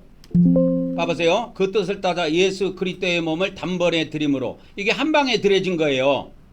그러니까 예수 그리스도의 몸을 단번에 드림으로, 한 방에 십자가에 드림으로 재물은 끝난 겁니다. 재물은 끝난 거예요. 근데 여기에 이게 붙어 있죠. 우리가 거룩함을 얻었노라 이러니까 지금 우리가 거룩함을 얻어가고 있는 것으로 헬라어에는 이게 나와 있는데 우리나라 성경은 이거 한 방에 예수님을 믿을 때 한 방에 거룩하게 돼버렸다는 식으로 이게 해석이 되는 거예요. 이런 성경 규절을 가지고 14절에도 있습니다. 그가 거룩하게 된 자들을 한 번의 제사로 온전히 영원하게 하셨느니라. 이것도 마찬가지예요. 한 번의 제사로. 이거 대제사장이 드리는 제사예요. 대제사장이 드린 제사는 한 방에 완전히 끝났습니다. 더 이상 드릴 제사가 없어요. 예수님이 드릴 제사는. 그러면 누구 제사는 남아있느냐? 우리 제사는 남아있습니다. 잘 보셔야 돼요. 여기에서 지금 헷갈리기 시작하는데 네 번째입니다. 이게 가로 네 번째입니다. 가로 네 번째를 보면은 뭐가 있느냐? 자, 한 번의 제사. 대제사장의 제사입니다. 대제사장의 제사는 한 번으로 완성됨. 이렇게 하면 돼요. 대제사장의 제사는 한 번으로 끝났습니다. 여기서 그라고 하는 것은 예수님이에요.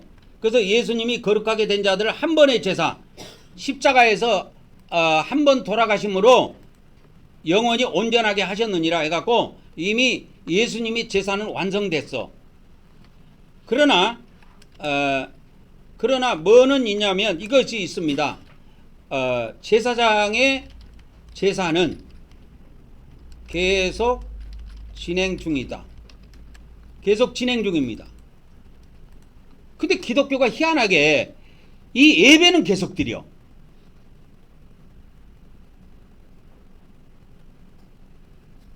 예배는 계속 드리더라고. 이게 이겁니다.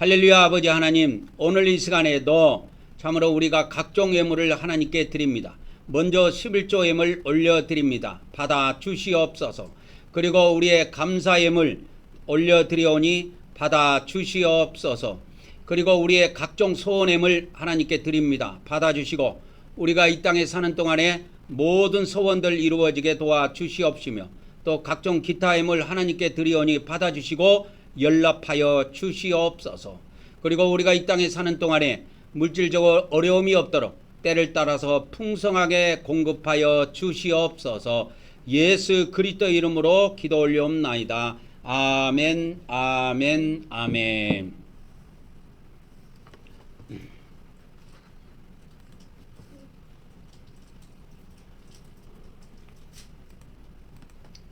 이제 우리가 성소로 들어가도록 하겠습니다. 영적 성소로 들어갑니다. 그래서 이게 4번, 5번, 6번 이렇게 번호를 매겨놨는데 이게 들어가는 순서로 보면 이게 아니고 이것이 첫 번째가 됩니다. 그 다음에 두 번째는 등잔대, 세 번째는 떡상이 이렇게 됩니다. 그것이 성막이 배치되는 역순이기 때문에 그렇습니다. 출애굽기 40장에 보면 이 성막의 성물이 안치가 될 때 언약궤가 안치가 되고 그 다음에 떡상에 안치가 되고 등잔대가 안치가 되고 마지막에 향단이 안치가 됩니다. 그리고 바깥들에 나오면 번제단이 먼저 안치가 되고 그 다음에 물두멍이 되고 그 다음에 마지막에 휘장을 칩니다. 바깥에 울타리를 친다 그 말이죠. 울타리를 치고 난 다음에 마지막 문을 답니다. 그렇게 해서 항상 이스라엘 백성들이 40년 동안 이 광야에 몇 번을 이동했는가 민수기를 찾아보니까 한 40번 정도 이동했더라고. 그러니까 평균 1년에 한 번씩 이동한 거야. 꼭 1년에 한 번씩 이동했다라는 규칙이 있는 건 아니에요.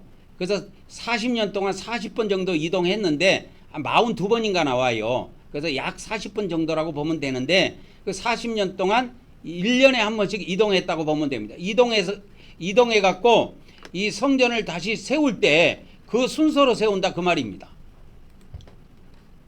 우리가 성소에 들어가기 전에 찬양을 한 곡 드리고 들어가도록 하겠습니다.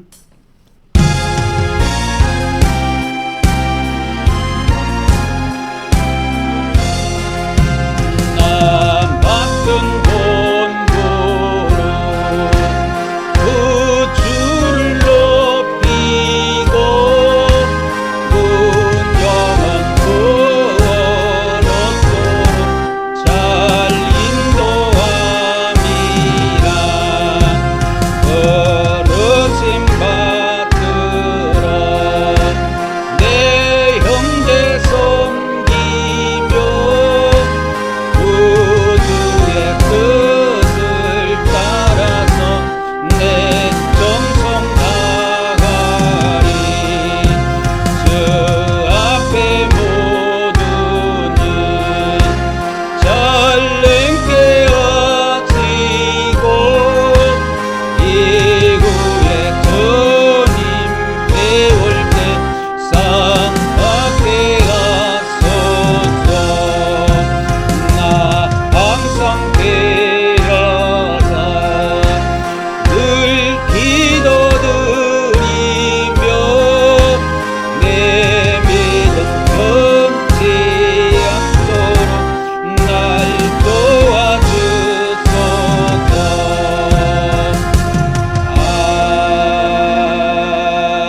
아멘. 이제 우리가 성소로 들어가기 전에 이 성소에 들어갈 때 휘장이 또 한 번 있어요. 그 휘장 있는데 이 성소가 지금 신약으로 말하자면 우리 인간의 이 성전으로 보면 마음에 해당이 됩니다. 그래서 이 마음에다가 예수님의 피를 7번 뿌리고 들어가도록 하겠습니다. 시작. 예수 그리스도의 피, 예수 그리스도의 피, 예수 그리스도의 피, 예수 그리스도의 피, 예수 그리스도의 피, 예수 그리스도의 피, 예수 그리스도의 피. 아멘, 아멘, 아멘. 그래서 민수기 19장 그 4절에도 보면 제사장 엘리에서는 손가락에 그 피를 찍어 그 피를 회막 앞에 해막 앞을 향하여 7번 뿌렸다 이렇게 돼 있는데, 이 해막 앞이 뭐냐면 성막 휘장이 있는 데예요. 휘장이 있는 데인데 그 성막에 들어가는 입구를 이렇게 커튼으로 쳐놨습니다. 그걸 휘장이라 그럽니다. 그 다음에 성소와 지성소 사이에도 커튼이 쳐져 있어요. 거기도 휘장이 있는데 거기에도 피를 뿌리는 것이 있는데, 거기에는 대제사장이 뿌려요. 제사장이 뿌린 기록이 없습니다, 성경에. 쉽게 말하면 거기는 예수님이 뿌리는 거기 때문에 우리가 거기는 뿌릴 필요가 없어요. 근데 이게 바깥들에서 성소로 들어갈 때 있죠. 바깥들에서 성소로 들어갈 때 이 성막 앞에 휘장 거기에다가 이게 피를 뿌리는 경우가 있습니다. 그래서 우리도 그 마음에다가 7번 피를 뿌리고 들어가는 것입니다. 그래서 지극히 작은 계명 하나라도 버리지 않고, 다 모르면 모를까 알면은 곤란해 가지고 실행하는 겁니다. 그거를 실행하면 우리에게 이익이 와요. 그래서 피를 뿌리면 뿌릴수록 우리가 거룩해지는 겁니다. 그래서 먼저는 금양당 안에 들어갑니다. 시작. 우리는 하나님께서 우리의 기도의 향을 받아주심을 믿습니다. 오늘도 하나님께서 우리의 기도의 향을 받아주시옵소서. 아멘, 아멘, 아멘. 그래서 제가 우리 부부의 기도를 왜 이게 능력 사역을 위해서 기도를 하냐면, 안타까운 거예요. 이런 것이 매 주일날 예배를 한다고 하는데 피는 안 뿌리고 하니까 안타까운 거예요. 그래서 능력 사역을 하면은 많은 목사님들과 성도님들이 몰려들어요. 이 능력이라는 게 그렇더라고. 아무리 말씀이 많이 좋아도 안 와, 사람이 절대 안 와. 근데 능력 사역을 하면 상황이 바뀝니다.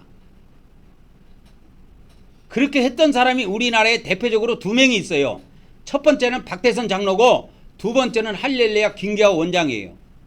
그분들이 말씀이 뭐 깊어가지고 그런 거는 아니고, 이게 능력 사역을 하면 사람이 몰려요. 그래서 그 박대선 장로 같은 경우에는 그 나중에 빗나가서 그렇지, 그 양반이 50년대 60년대 우리 6.25 전쟁 터지고 난 뒤에 그때 우리 인구가 얼마인지 아십니까? 지금 반밖에 안 돼요. 2,600만 명밖에 안 되더라고. 그런데도 그때 100만 명, 200만 명이 모인 거야. 어마어마하지요. 그래서 이 능력 사역을 살아있는 동안에 꼭 한번 해보고 싶습니다. 그래서 생각날 때마다 기도하시면 됩니다. 우리 다 같이 이 시간에도 함께 기도하도록 하겠습니다. 할렐루야. 성부 하나님, 성자 하나님, 성령 하나님, 오늘 이 시간에도 저희 기방과 오늘을 위해서 기도하고, 우리의 부부가 앞으로 많은 하나님의 백성들을 모아서 방도 예수 그리스도의 피를 뿌리고 우리가 좀 거룩해지는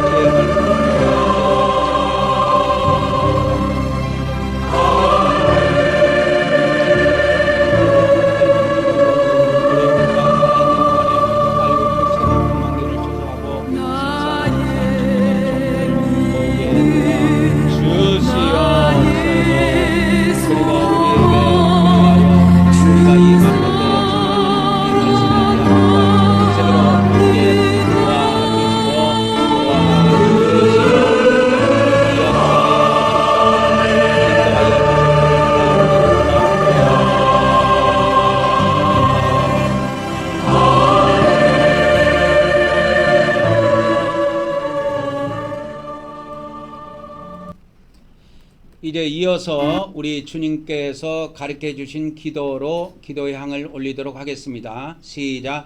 하늘에 계신 우리 아버지여, 이름이 거룩히 여김을 받으시오며 나라가 임하옵시며 뜻이 하늘에서 이루어진 것 같이 땅에서도 이루어지이라. 오늘 우리에게 일용할 양식을 주시옵고 우리가 우리에게 죄진 자를 사하여 준 것 같이 우리 죄를 사하여 주시옵고 우리를 시험에 들게 하지 마시옵고 다만 악에서 구하시옵소서. 나라와 권세와 영광이 아버지께 영원히 있사옵나이다. 아멘, 아멘, 아멘. 이제 등잔대에 가도록 하겠습니다. 시작. 우리는 성령 하나님께서 영적 기름을 부어주심을 믿습니다. 오늘도 성령 하나님께서 우리에게서 어둠의 세력을 물리쳐 주시고 빛으로 채워 주시옵소서. 아멘, 아멘, 아멘. 이게 기도로 우리가 드리는 것이 전부 다 기도로 다 올라가요.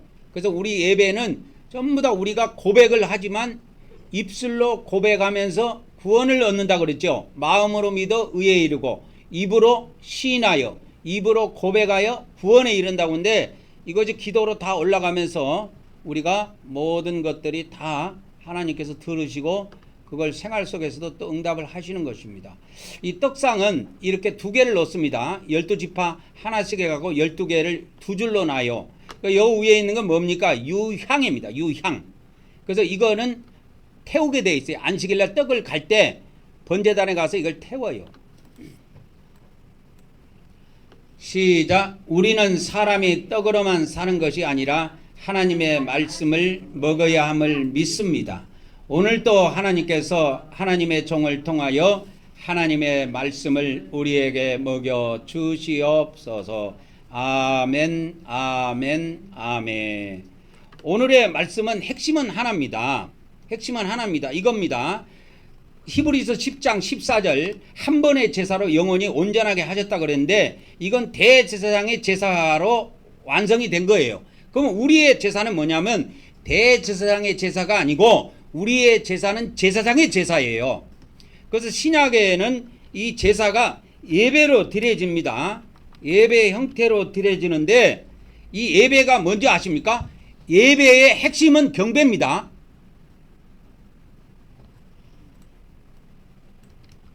기독교에서 이건 몰라요. 예배할 때 이 예배라는 뜻은 뭐냐면 경배라는 절을 하다는 뜻이에요. 헬라어에. 그래서 예배의 핵심은 핏부림과 경배다. 이렇게 제가 정리를 해드립니다. 제사장의 예배의 핵심은 이렇게 됩니다. 신약의 제사장의 예배의 핵심은 핏부림과 뭐다? 경배다. 그래서 구약에는 경배를 드리지 않고 번제를 드렸어요. 제물을 태워드렸다니까. 근데 신약에는 번제를 드리지 않고 제물이 이미 한 번에 십자가에서 제물이 이미 한 번에 다 드려졌기 때문에 신약에서는 제물이 없잖아요. 우리가 태울 제물이 없으니까 신약에는 경배를 올립니다. 경배. 그래서 예수님께서 요한복음 4장에 경배를 이야기하는 거예요. 예배하는 자는 하나님은 영이시니 예배하는 자는 영과 진리로 예배할지니라 그럴 때 그 예배가 뭐냐면 경배를 말해요. 경배, 절하는 거예요. 그래서 신약의 예배의 핵심은 핏부림과 경배입니다. 그래서 한국 경배교회가 세계 최초입니다. 세계 최초로 핏부림과 경배가 동시에 진행됩니다. 주일 예배 때. 이게 세계 최초예요. 제가 세계 최초로라고 이제 공식적으로 선포합니다.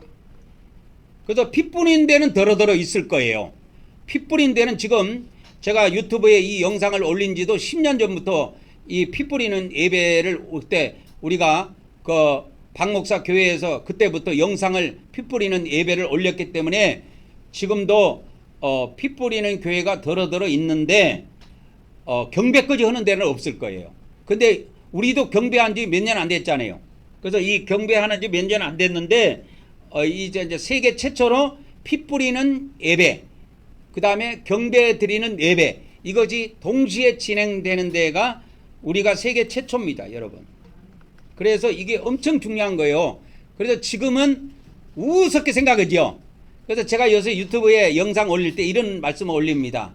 제가 죽고 나서도 이 영상을 남겨놓을 거라 그랬어요, 유튜브에. 죽고 나면 상황이 바뀝니다, 여러분. 예수님이 하신 말씀이 있어요. 한 알의 밀알이 땅에 썩어져서 죽으면 많은 열매를 맺지만 그대로 있으면 그대로 있는 거예요. 그대로 있는단 말은 내가 살아있을 때는 당대의 열매 맺기 어렵다는 거예요. 뭐든지. 근데 죽으면 상황이 바뀌어요. 사람이 이렇습니다.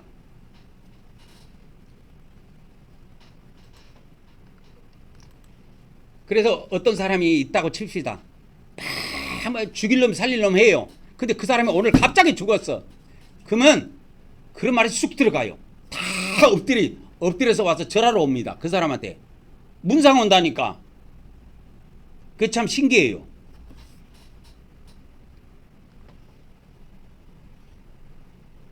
그래서 우리는 핏부림을 통해서 경배를 받고, 자, 우리는 핏부림을 통해서 경배를 받고, 하나님께서는 경배를 통해서, 경배는 절이라 그랬죠. 경배를 통해서 뭐 하느냐? 영광을 받는다 이 말이에요. 그래서 우리는 핏부림을 통해서 뭐를 받고? 제사함을 받고, 하나님께서는 우리가 드린 경배를 통해서 뭘 받아요? 영광을 받는 겁니다. 오늘 말씀 끝.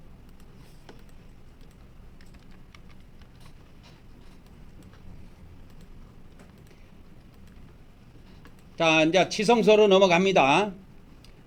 지성소로 넘어갑니다. 우리가 지성소에서는 피를 안 뿌리는 이유가, 지성소의 피는 예수님이 다 뿌려 놓으셨어요. 그래서 우리가 뿌릴 필요가 없어요. 이거는 신약에 예수님이 하늘에 한 번만 뿌리면 그건 끝난 겁니다. 다 같이 시작. 우리는 하나님께서 우리에게 새 언약을 주심을 믿습니다. 오늘도 하나님께서 우리 마음판에 말씀을 새겨 주시옵소서. 아멘, 아멘, 아멘. 속죄소로 갑니다. 시작. 우리는 하나님께서 영적 속죄소에서 만나 주심을 믿습니다. 오늘도 우리가 예수 그리스도를 의지하여 하나님께 나아왔사오니 우리의 경배를 받아 주시옵소서. 아멘, 아멘, 아멘. 우리 다 일어나셔서 경배 드리는 말씀을 우리가 합독하고 하나님께 경배를 올리고 예배를 마치도록 하겠습니다. 시작. 오늘도 우리가 우리 성부 하나님과 성자 하나님과 성령 하나님께 찬송과 존귀와 영광과 감사를 드립니다. 그리고 우리 주 하나님께 나라와 권세와 능력과 영광과 부와 지혜와 존귀와 찬송이 영원 무궁하기를 간절히 원하옵나이다. 아멘, 아멘, 아멘. 자, 축도로 예배를 마치도록 하겠습니다. 이제는 우리 주 예수 그리스도의 은혜와 우리 아버지 하나님의 거룩하신 사랑과 성령님의 교통하심의 은혜가 오늘도 성전을 통하여 유튜브를 통하여 예배한 모든 자들에게와 앞으로 우리와 함께할 수많은 성도들에게 지금으로부터 영원토록 함께하기를 간절히 축원하옵나이다. 아멘, 아멘, 아멘.